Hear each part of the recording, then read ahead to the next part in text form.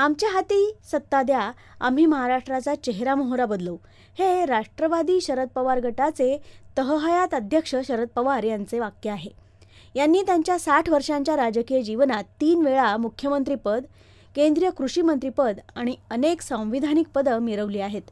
कित्येक सहकारी संस्थांचे कायमस्वरूपी अध्यक्षपद ते भूषवतात. शेकडो सामाजिक संस्था त्यांनी सहजपणे गिळंकृत केल्या आहेत. फोडाफोडीच्या राजकारणात त्यांचा हात धरणारा कोणीही नाही. त्यांनी आजवर कित्येक कुटुंब तोडली आहेत, पक्ष फोडले आहेत. विविध ठिकाणच्या वजनदार नेत्यांना आपल्या पायाखाली घेऊन ते आपला पक्ष चालवत आहेत. बाळासाहेबांच्या शिवसेनेसारखी एक विशिष्ट विचारधारा असणारा त्यांचा पक्ष नाही. सर्वसमावेशक असण्याचे नाटक करत बाकीच्या नव्याने फुटू पाहणाऱ्या अंकुरांना खुडून टाकायचा प्रयत्न करणे ही त्यांची सर्वसमावेशकता. शाहू, फुले, आंबेडकर अशा 3 नावांचा अफूच्या गोळीप्रमाणे वापर करून त्यांनी महाराष्ट्रातल्या भोळ्या भाबड्या जनतेला कायमच जातीपातीच्या आणि पुरोगामित्वाच्या नशेत बेहोश ठेवले आहे. त्यासाठी अगदी वारीला जाऊन महाराष्ट्रातील विठ्ठलभक्त संतांना जातीनुसार ओळख देण्याची हिंमतही पवार करतात. जेमतेम 3% असणाऱ्या निरुपद्रवी संघटित शक्तीच्या बाबतीत शून्य, मतपेटी म्हणून निरुपयोगी असणाऱ्या ब्राह्मण समाजाचाही त्यांनी समाजाला एक तथाकथित व्हिलन देण्यासाठी पुरेपूर वापर केला. ब्राह्मण समाज, संघ, भाजपा इत्यादी व्यवस्था प्रतिगामी पितृसत्ताक पद्धती राबवणारे आणि आपण मात्र हिरो, नव्या विचाराचे प्रगत असे चित्र उभे करण्यात ते यशस्वी झालेले दिसतात. प्रबुद्ध समाजाला पुरोगामित्वाची, समाजवाद, साम्यवादाची गोळी देऊन निशस्त्र करायचे ही त्यांची पॉलिसी. संभाजी ब्रिगेडसारख्या संस्थांना मोठं करायचं, वाटेल तसा इतिहास लिहून लोकांना तो स्वीकारायला भाग पाडायचं. त्यांच्यातील पवारांचे पाय चाटणाऱ्या तथाकथित बुद्धिवंतांना पुरोगामित्वाचा मुलामा चढवून आपल्या इकोसिस्टीमचा वापर करून मोठं बनवायचं. समाजात त्यांची एक ओळख निर्माण करून गरजेप्रमाणे त्यांना वापरून घ्यायचं. ही पवारांची इकोसिस्टीम मराठी माणसाला 60 वर्षांनंतर का होईना थोडीफार उमगू लागली आहे. महाराष्ट्रात बहुतांश असणारा मराठा, ओबीसी आणि दलित समाज तर कायमच त्यांच्यासाठी मतपेटीपुरता मर्यादित उपयोगी राहिला आहे. त्यांच्या राजकारणाच्या आवश्यकतेनुसार विविध समाजांना विविध प्रकारे त्यांनी अक्षरशः पायदळी तुडवले आहे. अल्पसंख्याक मुसलमानांचे लांगुलचालन करायचे, बहुसंख्याक हिंदूंच्या अस्मिता पायदळी तुडवायच्या, समाजाच्या विविध वर्गांना एकमेकांच्या विरोधात उभे करायचे, हिंदूंची अस्मिता नामशेष होईल, हिंदू स्वाभिमानाचा चुथडा होईल, लोकांना आपले हिंदूपण सांगायची, हिंदू जीवन जगायची लाज वाटू लागेल, अशी सामाजिक राजकीय परिस्थिती निर्माण करायची आणि अशा गोंधळलेल्या, भांबावलेल्या, निपचित पडलेल्या अवस्थेत समाजाला ठेवून केवळ त्यांच्या मतांचा वापर करून आपली सत्ता राबवायची, राज्यात, देशात अराजकता पसरवायची, हे पवारांच्या राजकारणाचं सूत्र राहिलं आहे. या सगळ्या उठाठेवी करत असताना पवारांनी 18 पगड जाती जमाती, वेगवेगळे प्रांत, शेतकरी, ग्रामीण, शहरी अशा सर्वांवरच अन्याय केला. त्यांचे हे अपराध नीट मांडायचे तर मोठे बाड तयार होईल. पण आपण थोडक्यात काही विषय समजून घेण्याचा प्रयत्न करूया. महाराष्ट्राचा चेहरा तुमचे मोहरे सत्तेत आले तर काळवंडून जाणार. यापूर्वी म्हटल्याप्रमाणे हिंदू भावनांचा तर पवार आणि त्यांच्या लेकीने कायमच तिरस्कार केला आहे. याची कित्येक उदाहरणे देता येतील. हिंदू आतंकवाद हा शब्द निर्माण करून हिंदू समाज आतंकी आहे हे सिद्ध करण्याच्या पवारांच्या कुटील अश्लाघ्य कारस्थानापायी साध्वी प्रज्ञा आणि कर्नल पुरोहित यांना अनंत यातना सहन कराव्या लागल्या. 13व्या न फुटलेल्या बॉम्बस्फोटाची खोटी कथाही शरदरावजी पवारांनीच तर रचली. पालघर साधू हत्याकांडाच्या वेळी हेच तर सत्तेत होते. काय झाले त्या तपासाचे? यांची कन्यका मुद्दाम एकादशीच्या दिवशी जाऊन मटण खाते आणि ते जाहीरपणे सांगते. असे करताना एक विकृत आनंद या लोकांना मिळतो. म्हणजे उपवास करणारे किती गावठी आणि रिग्रेसिव्ह. आम्ही कोणत्याही दिवसाची बंधनं न पाळता मटण मांस खातो. म्हणजे किती उन्नत आणि पुरोगामी विचारांचे आहेत. मात्र समाज जागृत होऊ लागलाय. मी देवाचा बाप असे म्हणणाऱ्या या बापलेकीच्या जोडगोळीचे कागदोपत्री हिंदू नाव असले तरी अंतरंगात काय आहे ते पाहिले पाहिजे. शहरी भाग हे सत्तेत असताना तर सतत कुठे ना कुठे काही ना काही दहशतवादी घटना घडायच्या. कुठेतरी बॉम्बस्फोट झाल्याच्या, हत्याकांडाच्या, हिंदू मुस्लिम दंगलीच्या, महिला अत्याचाराच्या बातम्या सतत येत असत. आणि त्यात या लोकांनी समाजाला इतके सुस्त करून टाकले होते की त्याविरोधात कोणी कसलाही आवाजही उठवत नसे.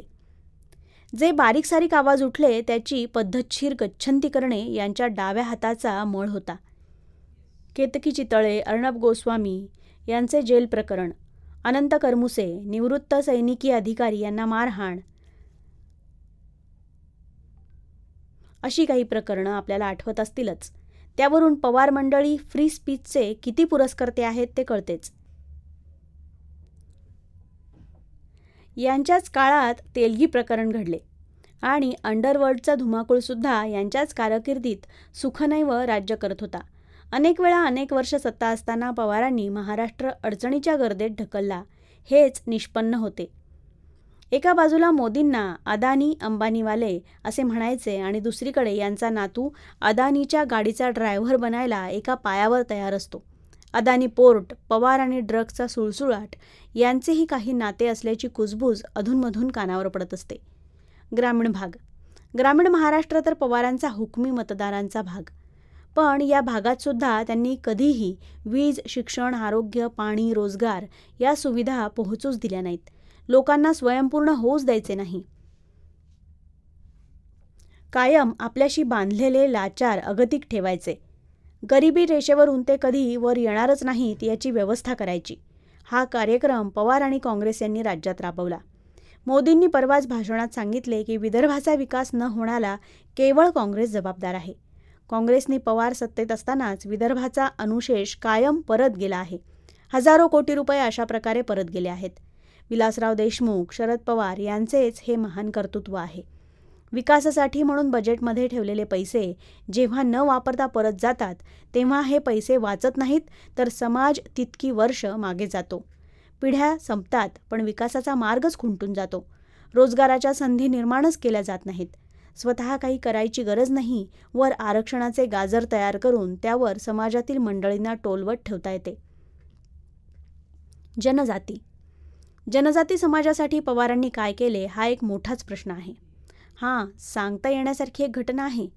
23 नोव्हेंबर 1994 या दिवशी शरद पवार मुख्यमंत्री असताना गोवारी समाजाच्या जवळपास 50,000च्या जमावाने त्यांच्या न्याय्य मागण्यांसाठी शांतताप्रिय मार्गाने आंदोलन केले होते.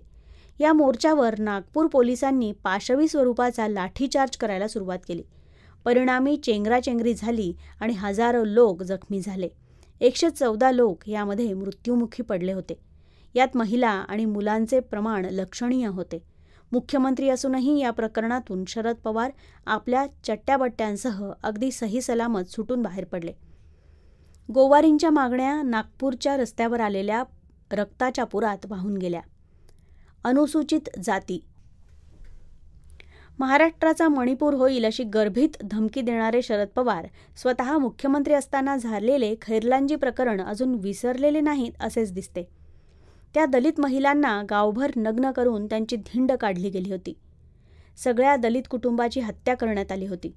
राजकीय स्वार्थासाठी दलितांना धडा शिकवायचा म्हणून इतके भयानक निर्घृण कृत्य केले गेले होते. पवार सत्तेत असताना फक्त खैरलांजीच नव्हे तर अशी कित्येक प्रकरणे महाराष्ट्रात झाली आणि प्रत्येक वेळी गुन्हेगार शिक्षा कमी होऊन माफ होऊन निसटले. नामांतराचा चिघळवून ठेवलेला प्रश्न, त्याबद्दल आता मागितलेली माफी, अशा गुन्ह्यांची माफी दलित समाजाने शरदराव पवारांना द्यावी का?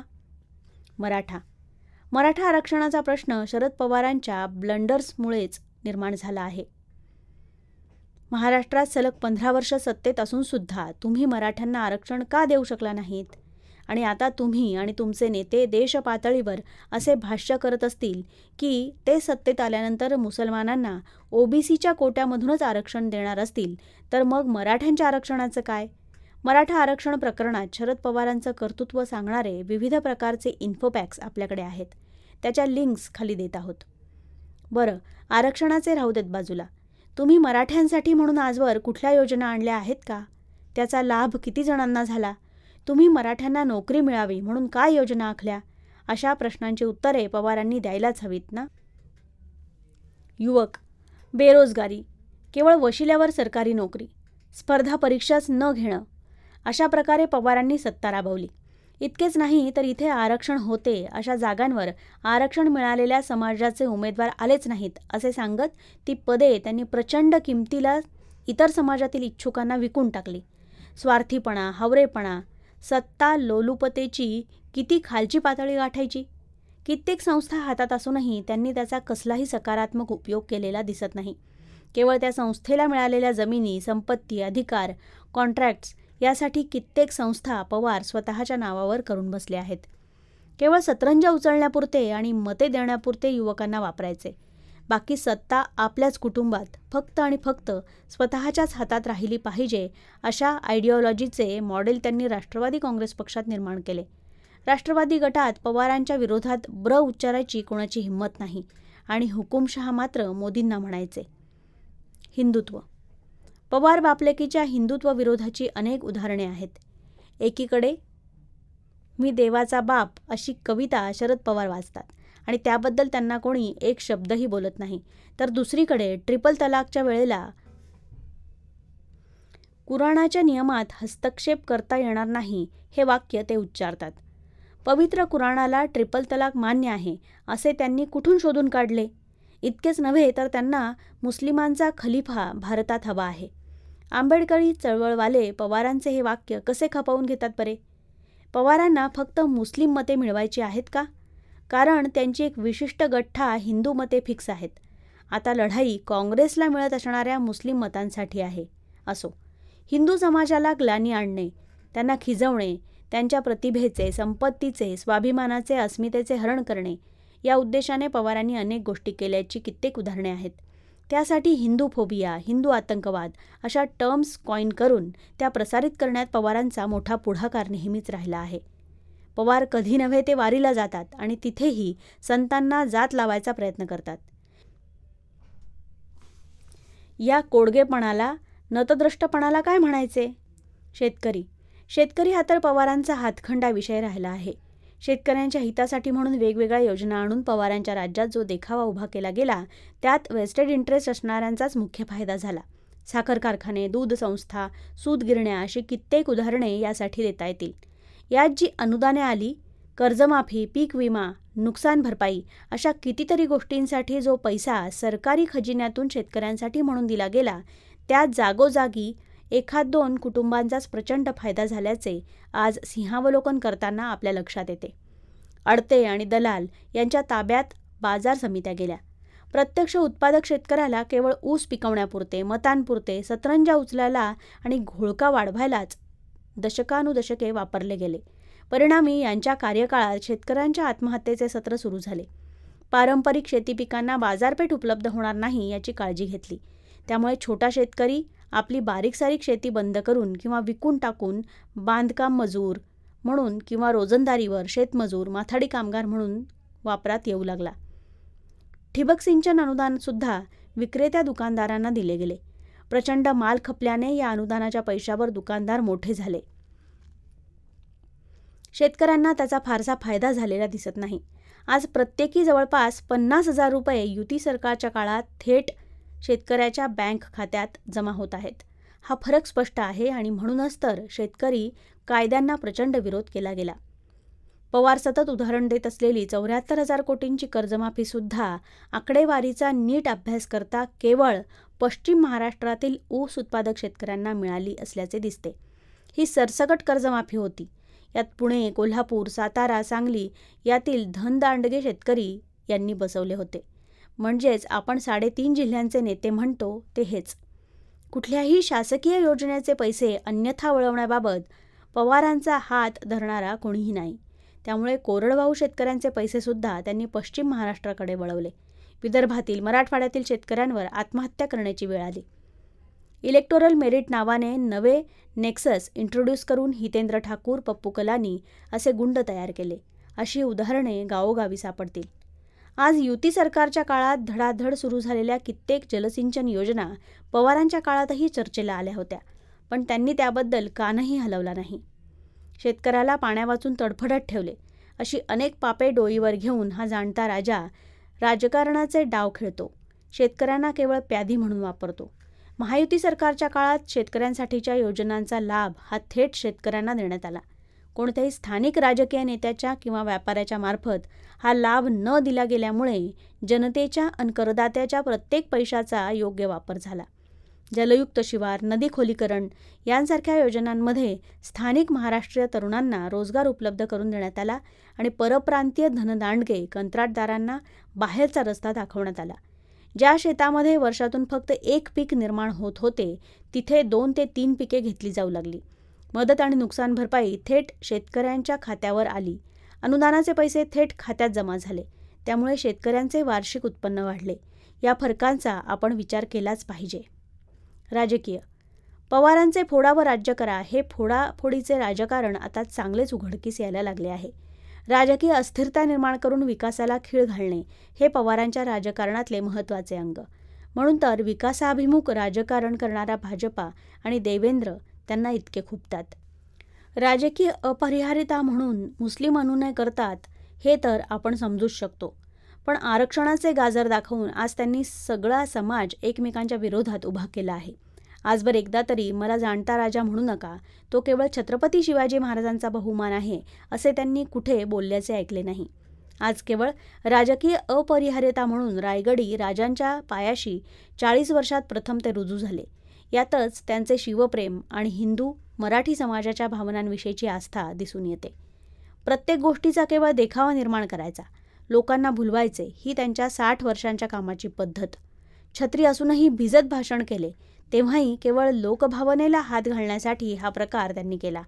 तसेच पाऊस आला म्हणून श्रोते निघून जातील, भाषणाला थांबणार नाहीत ही भीती त्यांच्या या कृतीमागे असावी का?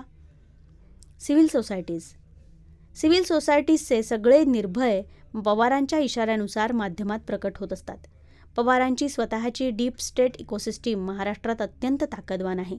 देशस्तरावरील रवीश कुमार, बरखा दत्त, राजदीप सरदेसाई, सागरिका घोष वगैरे मंडळींची लॉबी मोडून काढण्यात मोदींना यश आले आहे. पण महाराष्ट्रातील पत्रकार मात्र अजूनही काँग्रेस, लेफ्ट, लिबरल, शरद पवार, उभाठा यांच्या दावणीला बांधले गेले आहेत. काही सामाजिक कार्यकर्ते, काही शिक्षक, प्रोफेसर, काही वकील, अंधश्रद्धा निर्मूलनवाले, मिशनरी प्रेमी, फुटीरतावादी, अर्बन नक्षलप्रेमी असे कित्येक आंदोलनजीवी लोक गेल्या 50 वर्षात महाराष्ट्रात तयार झाले आहेत. आणि असे सगळे लोक पवारांनी आपल्या कळपात आणून वसवले आहेत. हे इमानदारीने सांगितले गेलेले काम करताना आपल्याला दिसतात. त्यांच्या जीवावरच तर पवार केवळ 2.5 जिल्ह्यात प्रभाव टाकून केवळ 54 आमदार आणूनही काँग्रेसला डोळे दाखवू शकतात. स्वतःची लार्जर दॅन लाईफ इमेज समाजात निर्माण करण्यात यशस्वी ठरले आहेत.